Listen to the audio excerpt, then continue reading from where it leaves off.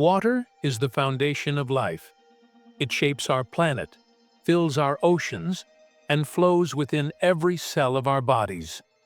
On average, more than half of a human body is made up of water, about 55 to 60%.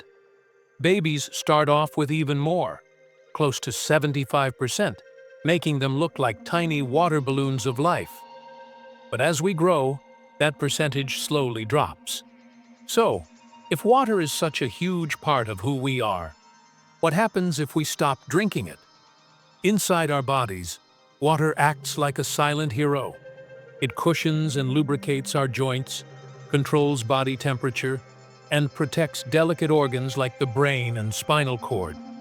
Even things that seem solid, like bones, are partly water. Our brains, hearts, and lungs hold so much of it that they resemble juicy fruits in moisture content. But here's the catch.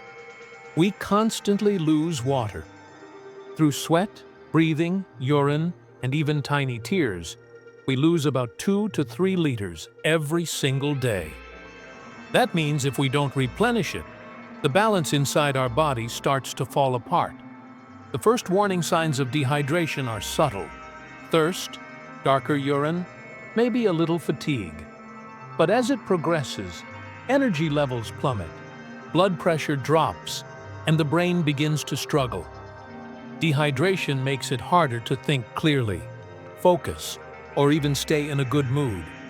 In fact, the brain can actually shrink slightly without enough water, forcing it to work overtime.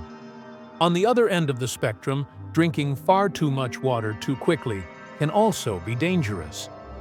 This rare condition, called hyponatremia, dilutes the sodium in our blood and causes cells to swell.